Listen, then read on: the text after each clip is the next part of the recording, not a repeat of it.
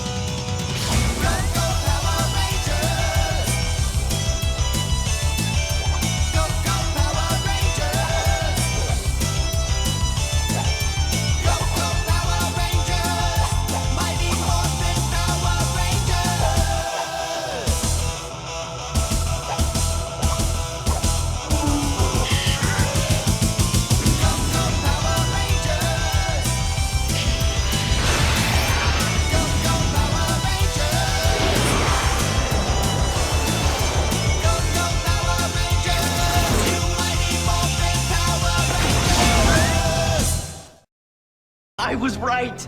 Power Rangers are real. Number 10. In Space.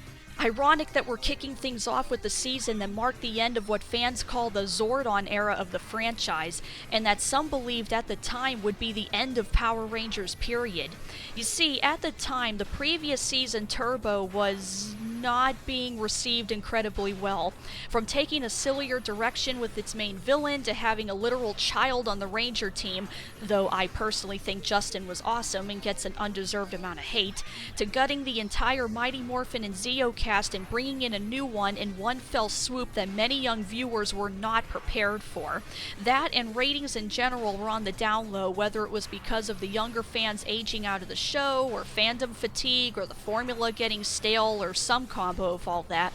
So what do you do when you don't know if you're getting another season? You go all out and finally give your franchise its first true taste of emotional depth and maturity that arguably it was lacking in the seasons that came before.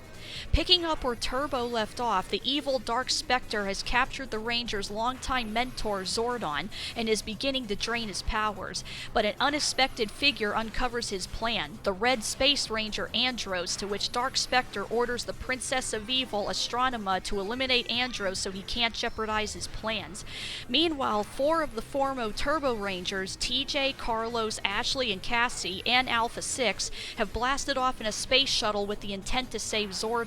They're pulled aboard Andros' ship, the Astro Megaship, and after befriending Andros, they shed their former Turbo uniforms and become the new team of Space Rangers. From then on, the team alternates between searching for Zordon and protecting Earth, as well as trying to help Andros find his long-lost sister, Corone, who was kidnapped as a child. With the help of allies both old and new, our heroes will be pushed to their limits as they try to save the entire universe from being taken over by total darkness. As mentioned earlier, this season was the culmination of everything that came before it, that being 3 seasons of Mighty Morphin, Alien, Zeo, and Turbo, with all 5 series being dubbed the Zordon era by fans, as everything up to this point all tied together in one continuous storyline, with Zordon being the primary mentor figure all throughout. So when the writers faced the possibility of this being the final season of the franchise, they pulled out all the stops to make this as epic a finale as they could. From bringing back old allies like the Phantom Ranger, Justin, and Adam, the latter of which gets a really good episode where he admits to missing being a Ranger and has to give Carlos encouragement, to bringing in new characters like Andros' old friend the Silver Ranger Zane, to even a crossover with the Teenage Mutant Ninja Turtles. Yes, that happened, but even more impressive was the excellent storytelling that took a major leap in quality from past seasons, giving us all sorts of twists and turns, development for a bunch of side characters, most notably the dopey bullies Bulk and Skull, the seemingly unstoppable cracked mirror counterparts the Psycho Rangers, and a truly sad and emotional character arc when the secret of Andros' sister is revealed, which, as a 34-year-old woman watching, I was able to figure out in like 3 seconds, but for a 7-year-old, I'm sure it was shocking. And it all culminates in the 2-part finale, Countdown to Destruction, which not only gives us a major character death, but has everlasting repercussions for the rest of the franchise going forward. So, if many fans regard this as one of the best seasons, certainly one of the most important ones, why is it way back at number 10 here? Well, even though this is my own personal favorite countdown, I also wanted to keep in mind that many people watching this may be like how I was and have never seen Power Rangers before and are curious to try it out, and may be using this video as a basis to determine which season they want to dive into. So I kinda knew from the get-go that anything from the Zordon era or anything that directly connects to it or is otherwise super continuity heavy would be at the back of the list because, well, imagine you're a fan of the MCU and a newbie comes up to you and is like, I want to try out the MCU, what have you got for me? And the first thing you throw at them is Avengers Endgame. Sure, they may be able to kind of follow along, but all of those shocking, tear-jerking moments aren't going to hit the same way versus someone who was following the storyline since the beginning. And unfortunately, that's the situation with In Space. I wish I could recommend it higher, but you really need to have seen what came before for any of this to truly mean anything. Otherwise, you're gonna be like, the command center blew up? Cool, why should I care? Why is saving this giant talking head in a tube so important? What's a blue centurion? Who's this little kid and why is he driving sentient cars? Who the heck is Adam? Who are you people? But hey, if you're the type who can jump into a franchise in the middle of a story and figure it all out, more power to ya. But if you're willing to dedicate yourself to watching through the classic era like I did, then just know that all of your time and effort will be paid off in one of the most gripping, emotional, and satisfying finales ever. Ready, team? Let's rock it! Whoa! Who do we fight? Anyone not wearing a primary color? Number 9. Lost Galaxy. Well, as long as we're talking about continuity, let's take a look at the season that came directly after In Space. And while this series can mostly stand on its own, there's just enough callbacks to past seasons and one important connection to In Space that many fans say if In Space was the conclusion to the Zordon era, then Lost Galaxy is the epilogue. On the alien planet Miranoi, a tribesgirl named Maya is the only survivor of her home being attacked by Scorpius and his forces of evil, barely managing to escape via falling through a portal that spits her out on Earth's moon. And yes, in the Power Rangers universe, there's somehow air on the moon. Yes, I know it's weird. No, don't ask. Meanwhile, brothers Leo and Mike, along with scientists Kai and Kendrix, are leaving for the space colony Terra Venture, which is seeking a new world like Earth. They later meet a mechanic named Damon, and after bumping into Maya on the moon, our group is led to the Quasar Sabers, 5 mystical swords which reside on Miranoi and can only be wielded by those it deems worthy. Naturally, our heroes, save for Mike, who shockingly dies early on, are the chosen ones, and they morph into the Galaxy Rangers. Now, along with the help of the mysterious warrior, the Magna Defender, the team must battle all manner of space villains and protect Terra Venture to ensure that the colony survives the trip to the new world they're searching for. Only in a show like Power Rangers can we get aliens, space pirates that live on the back of a massive dragon, and Sword in the Stone mystical legends all rolled into one and have it actually work. Even more amazing and borderline ridiculous in the good way is Terra Venture itself. Go Team Venture! No, not that Venture. While I'm sure some advanced alien tech had something to do with it, it still boggles the mind how utterly massive this space station is, complete with artificial gravity and its own atmosphere with biodomes that replicate environments on Earth. Seriously, when did they hollow out Angel Grove Lake? How were they able to scoop up an active volcano? The answer is don't think about it. We also get some solid character building, primarily for Leo, who feels like his brother Mike was more deserving of being the Red Ranger since he's the one who actually pulled it from the stone, and Leo's inner struggle to prove his worthiness of being a ranger. And of course, Maya constantly wrestles with her loneliness and trauma at her home planet being destroyed and possibly being the last of her race. But surprisingly, the standout arc for me was in our main villains, that being the insect-like Scorpius and his daughter Trakina. At first, Trakina starts off as your typical spoiled brat who claims she can take care of herself yet gets her butt kicked constantly, and she initially comes off as a bad Astronema knockoff. But then, when her dad winds up biting it partway through the series, Trakina's like, you know what? Everyone's right, I'm a total loser, and if I'm gonna take my revenge on the Rangers, I need to get better. And she does. Over the course of a couple episodes, she takes it upon herself to find someone who can train her to be a better fighter, and when she makes her comeback, she becomes a force not to be reckoned with. I just find it interesting to get a main villain who literally starts off fairly weak and lame, and as time goes on becomes one of the more powerful foes the Rangers have gone against. It's like the writers realized, hey, this Scorpius guy just isn't working out, he's too boring, Trakina would be way more interesting as the main baddie.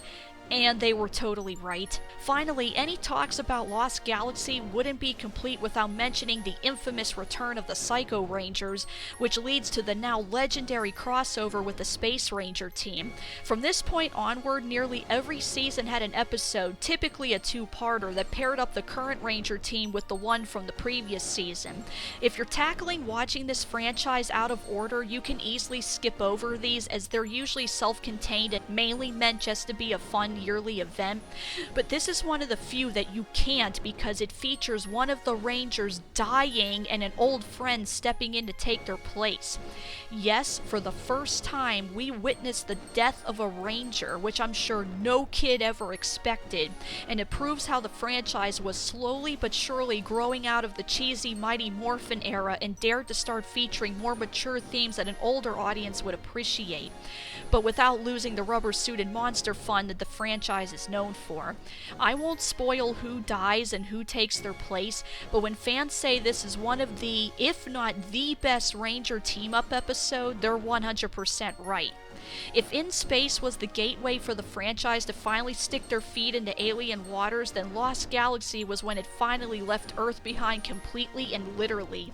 If you're a fan of Star Trek or Star Wars, then this season may be the one for you. Rangers, go galactic! Nuts! Rats! Drat! Curses! Booey! Fiddlestick. Number 8. Beast Morphers.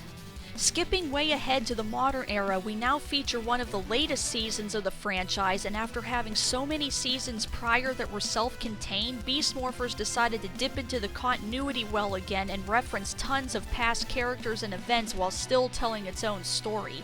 In the words of Linkara, it's a redo of what Megaforce was trying to do but failed at, and the less said about that season, the better. Scientists in the city of Coral Harbor have discovered a way to convert the infinite power of the Morphin Grid into a physical substance called Morph-X, providing the city with a source of unlimited clean energy.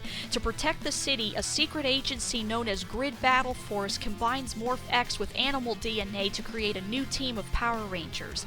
But Evox, an evil sentient computer virus from another dimension, seeks to take all the power for himself to the point of even creating corrupted avatar clones of the original Ranger candidates Blaze and Roxy, who are rendered comatose until their evil duplicates are destroyed. But thankfully, an unexpected group of heroes step up to take their places. Now the Beast Morpher Rangers, Devin, Ravi, Zoe, Nate, and his sentient robotic brother Steel, yes, his biological brother is a robot, long story, must defend the Morphin Grid from all sorts of digital menaces and prevent Evox from escaping into our reality. There's definitely a low-key video game theme going on this season, which is ironic considering that the Sentai series In Space pulled its footage from was the video game season, supposedly. At long last, we finally start to get some explanations for how the Morphin Grid actually works, and the characters all get equal chances to shine. From Devin trying to prove he's not a slacker to his dad, who happens to be the city mayor, to Zoe starting off as the laundry girl at Grid Battle Force and trying to prove to everyone she can handle being a ranger, to Ravi struggling to rescue the comatose and corrupted Roxy, who happened to be his girlfriend before this disaster happened. Then we have Nate, the boy genius, scientific advisor who's basically married to his work but gains a found family with the Rangers, and looks like a young Clark Kent for some reason. Then there's his robotic brother Steel, who literally steals every scene he's in, has an overwhelming lust for life in his quest to become fully human, and next to Justin from Turbo is the biggest precious being that must be protected at all costs. Even the side characters are great, most notably Ben and Betty, who, I'm just gonna say it, are the best comedic duo of the franchise. I'm sorry to any fans of Bulk and Skull, but I just never liked their comedy routine, or any time a season tried to replicate their shtick, as I always felt it got in the way of the Ranger stories, which is what I'm watching this for. But if the writers insist on having a comedy duo, this is the proper way to do it. They're bumblers, but they're not total idiots. The Rangers genuinely like them, want to hang out with them, and are friends with them, and here's a shock, they're actually useful and helpful to the Rangers, and on purpose, not by accident. Seriously, why did it take this long to make me finally like a comedic duo in Power Rangers? But most importantly, we get multi-season team-ups that aren't wholly defined by them. This says a lot considering it not only manages to feature team-ups with Jason from Mighty Morphin and much of the Dino Charge cast, but also goes the extra mile while and finally gives us some closure to the RPM cliffhanger finale after 11 years. More on that season later. Any other season would struggle to have its own plot stand out among these huge events, but Beast Morphers just manages it. Once again, this is another continuity-heavy season, so I wouldn't recommend using this as your starting point, but once you got a few series, particularly the ones I just mentioned, under your belt, be sure to give this one a try. Activate Beast Power! The evil pizzas were no match for a simple stoplight. Number 7. Dino Fury and Cosmic Fury. Okay, is it technically cheating to have 2 seasons in the same slot? Maybe, but Cosmic Fury was only 10 episodes long and was a direct sequel to Dino Fury with the same cast, so I'm just lumping these two together as one show. You really can't have one without the other. And for any newbies to the franchise watching, I can assure you now this is the last of the continuity-heavy seasons on this list. Everything past this point are all self-contained. And this is also the last season of the franchise, period. 65 million years ago, evil alien monsters known as Sporix Beast ravaged the planet Ravcon before traveling to Earth. However, 6 Ravconian knights pursued them and, along with 6 dinosaurs, were granted the power to become the Dino Fury Rangers by the Morphin Masters. They captured the Sporix, though all were seemingly lost save for the Red Ranger Zato, who went into stasis to prevent the Sporix escape. Cut to the present day, and the intergalactic warrior Void Knight accidentally unleashes the Sporix while trying to steal them, forcing Zato and his friend, a cyborg dinosaur named Solon, to recruit a new team of rangers to help in their fight. This includes budding scientist Ollie, athletic Izzy, and her musician stepbrother Javi, alien-obsessed Amelia, and eventually Zato's old friend Ion. And then, when the Emperor of Evil, Lord Zed, returns more powerful than ever, our heroes, with the aid of the Mighty Morphin Blue Ranger Billy, must blast off into the cosmos to save the universe once and for all. So if the clips didn't make it apparent, these 2 series, Cosmic Fury especially, is basically in space, but if that season had $1 million Hollywood budget and looked as good as you thought it did back when you were 8. Beast Morphers pulled off some great nods to the past, but Dino Fury especially ties a ton of obscure lore together and truly makes every season in the franchise feel like a shared universe. From the Morphin Masters to backfilling details on the Morphin Grid and how it was created, this final outing is a true love letter to the franchise's continuity. There's a simple explanation for that. Huh. Guess Gosei was right. And congrats, Megaforce, that's the only positive nod you're gonna get in this video. But a season can't survive on deep lore alone, and Dino and Cosmic Fury does a heck of a job telling a fun and engaging story with memorable characters. Zato is a wise and experienced leader, but still manages to be delightfully funny as he learns about Earth customs. Both Ollie and Ion start off a bit stuck up and full of themselves, but learn to keep their egos in check and value each other's opinions. Javi works tirelessly to get a music career off the ground, even after a horrific accident puts that dream in jeopardy. More on that I won't spoil. And his sister Izzy is not only a snarky and fun athlete, but her well-written and developed romance with Fern, initially a side character who eventually elevates to ranger status, became the first openly queer ranger in the TV show's history. But to me, the standout character arc goes to Amelia, who is obsessed with hunting for aliens, ghosts, and anything supernatural. At first she comes off as your stereotypical tinfoil hat-wearing wacky conspiracy theorist, but as time goes by, she proves just how clever, observant, and intelligent she truly is, with the opposites attract romance she forms with Ollie developing at a believable pace. And her caring, thoughtful, can-do, never-give-up attitude is what eventually lands her the position of the first season-long female Red Ranger once Cosmic Fury starts.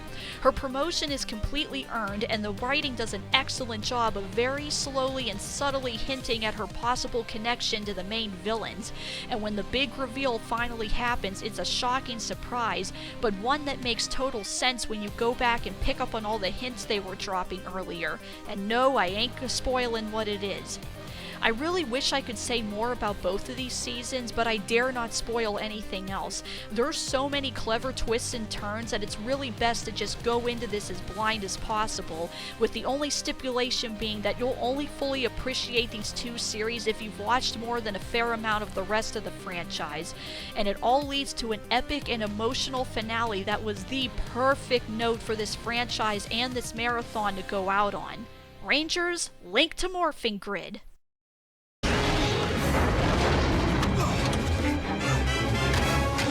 Great, yeah, lock the door, Tommy, real good. Number 6. Time Force. You know, most of the seasons in this franchise have out there plots and interconnected continuity that was really only made for Power Rangers and could only work in Power Rangers. This season is the one exception. With just a few tweaks, Time Force could have easily been its own totally original show with its unique premise, an awesome villain, and some overall great storytelling. In the year 3000, Time Force is a police agency that deals with the crimes of mutants, outcasts of society who have developed superpowers. Rancic, one of the most dangerous of the mutants, is arrested and sentenced to life for his crimes, including murder and the plan to travel back in time to take over the world. However, after sentencing, he escapes and manages to go back in time to 2001, and in the process kills Alex, the Red Time Force Ranger. Alex's fiancée Jen, as well as her teammates Lucas, Katie, and Trip, decide to break protocol and go back in time after Rancic. But upon arriving in 2001, they find that their chronomorphers are locked and cannot be used until someone with Alex's DNA uses the Red Morpher.